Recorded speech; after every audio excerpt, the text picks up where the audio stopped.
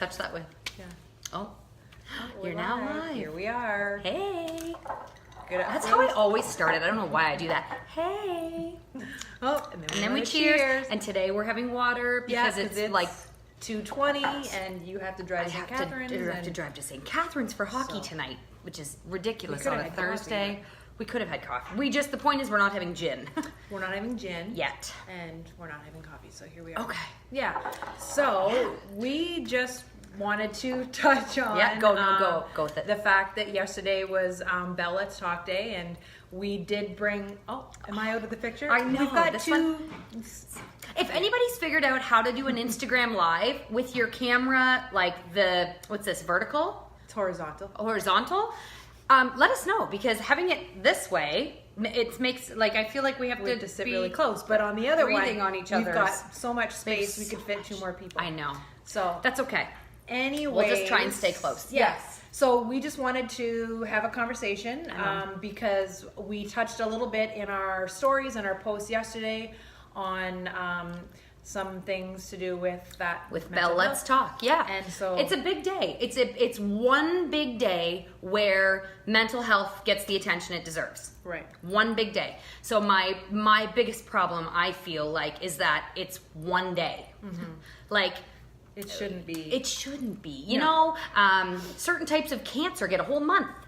They get a whole month, and I feel like people don't look at mental health as an illness, and so I feel like that's probably why it doesn't get. It's getting better. Yeah, I think it's definitely It's getting getting better. Like, people are more comfortable talking about it. People Yeah. that don't struggle are more open to, understanding it and Yep. letting people know that they're there. So it's definitely out there, but it's just not something that is necessarily talked about or the Yeah. focus every day. There's still a stigma. Yeah, there definitely There's is. still a stigma. Yeah, even when people recognize, that it is out there, they still don't feel comfortable talking about it. In the work, I'm a paramedic, and I see like The result of it. 99% of people struggle with some sort of mental health, whether or not it's, something short-term, long-term, but definitely you're not alone when you Yes. in your struggles. Yes, and I think that's the key to promotion. That's the key to the Bell Let's Talk Day, is to talk about it, Yeah. so that people that are struggling don't feel alone. Right. I have been very vocal in my mental health, mental illness issues that I've had for years now. And, stemming from a postpartum after having my daughter, and then losing my dad, and I mean, growing up, I had it in my household. I've had 2 uncles that have committed suicide that dealt with mental health issues. One that was very public about it and let people in, and one that we had no idea until the day that he committed suicide. So it's been very prevalent in my family. But until you actually have it happen to yourself, it is very hard to understand. It's very hard to explain to people. So I'm very happy to see that there's days like that are dedicated to people being able to speak up and not feel ashamed and not feel shamed by the public. So it is important.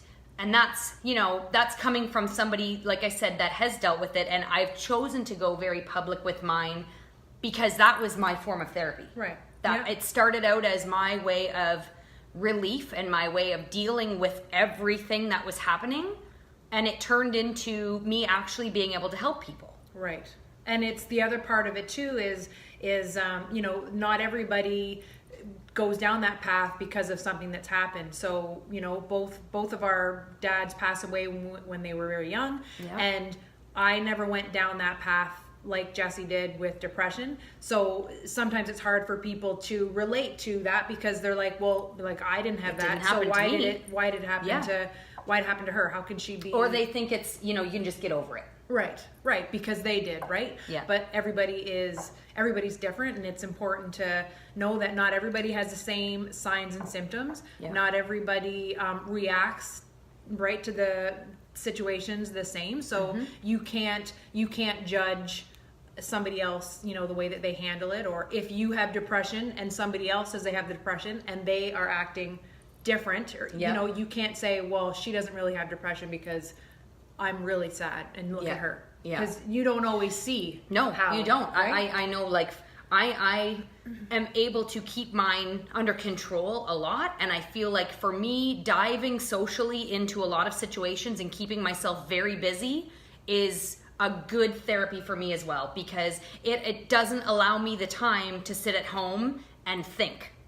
And when I have too much time to sit at home and think is when lots of stuff starts to sink in, and then I get anxious, and it's just better for me to stay socially active. Right. So when you figure out a form that works for you, and that is your personal medication, or that's your way of coping, then that works for you, and that might not work for somebody else. Yeah, exactly.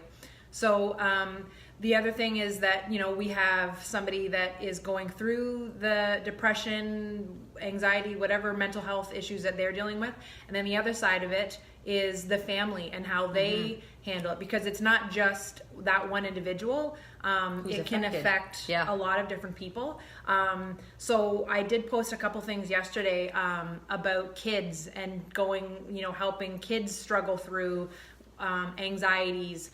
One of my kids actually struggles with that, and it's been a process dealing with it, because I've never gone through it before. I see it at work, but when it's somebody that lives in your house, it's hard. It becomes very different. Yeah.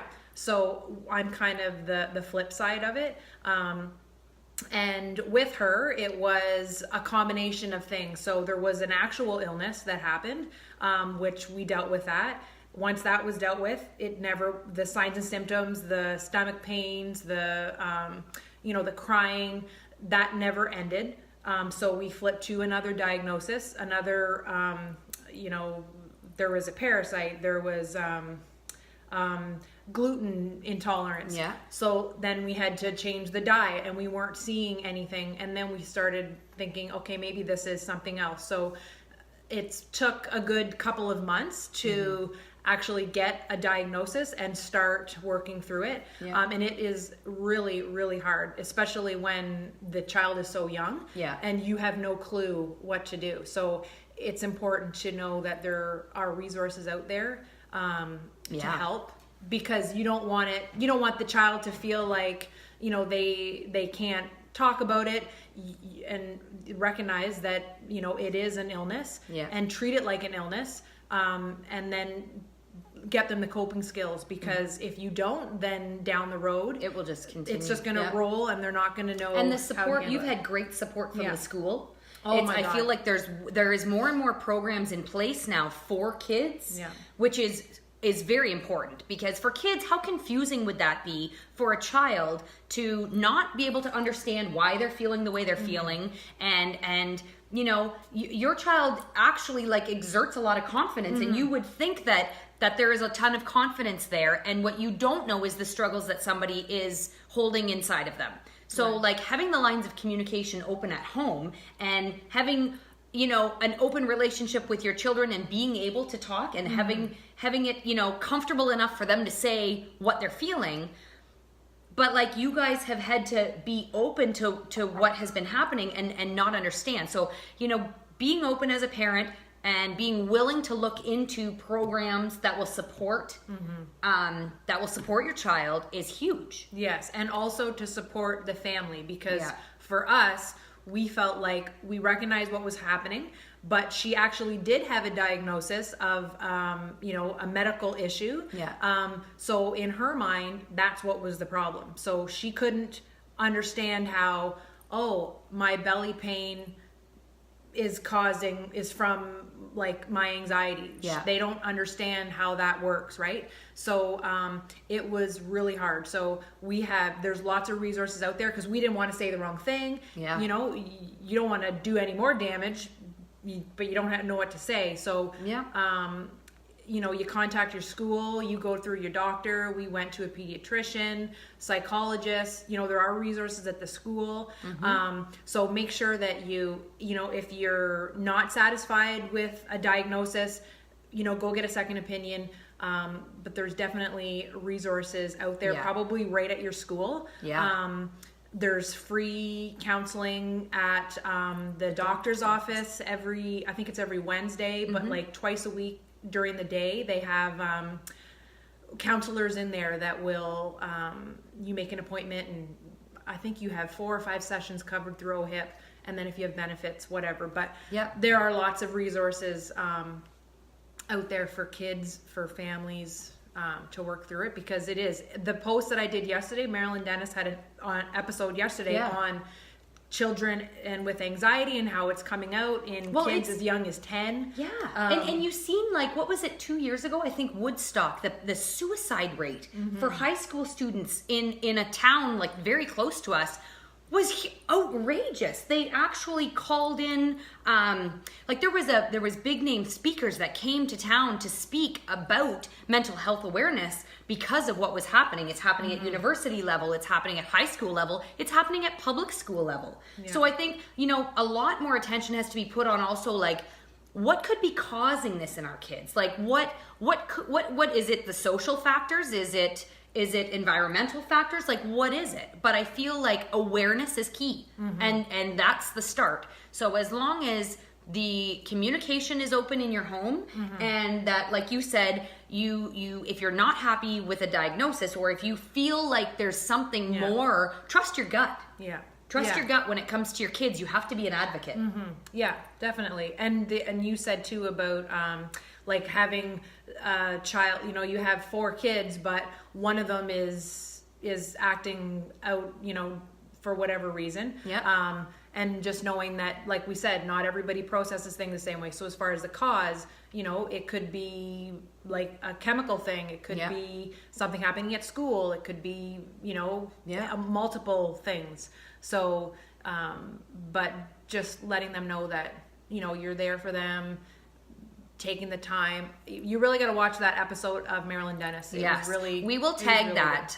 We will attach a copy of her live segment yesterday, because that was a really good, informative session on kids and anxiety and mental health. So right, and we talked about, there's lots of books out there. Yes, we found some really great books actually lately. Chapters has a section on kids and dealing with mental health, dealing with anxiety, and those books have helped in our house. And like you put a link to that Mindful Kids program that's in Stratford. They run sessions. I think we said one starts February 7th, but it's an ongoing thing. So if the registration is closed, there's always more sessions. I think tomorrow there's a PD Day program open, whatever. There's lots of resources out there. Something else I was going to say, but I just totally forgot what it was. I don't know. Keep the communication lines open. Let your kids know that it's okay to not be okay, and make sure that they feel comfortable speaking to either you or an adult of some sort that they trust, so that they're not feeling like something's wrong with them. Yeah. Oh, I know what I was going to say. There's an app. There's there's probably lots of apps that you can get on your phone. I think one of it is called Headspace. And I believe they talked about it on the show yesterday, but I've seen it before. And it goes through some meditation for kids, like, and it's not visual, it's listening. So, you're laying in bed with your headphones on, just listening to, they can be stories, they can be breathing techniques, all sorts of things like that to help kids, work through, especially at nighttime, because nighttime can be the worst. A struggle. Yeah. So, yeah. But anyways, if you guys have any other tips on, or programs that you know of. Yes, let us know, because, whether or not it's for kids, whether or not it's for adults, we can post it, talk about it. That's right. Because I think it's important to stick together and be there for each other. And keep the conversation so that you don't going. feel like, you're the only one going through it, whether or not it's you or your kids or your parents, whatever. So that's right. Okay. Yeah, so that's all we wanted to talk about today. That's it. Yeah. So have a good rest of your day. Enjoy the rest of your afternoon. The cold afternoon. Oh, yes. Goodbye. Bye. We're very fancy.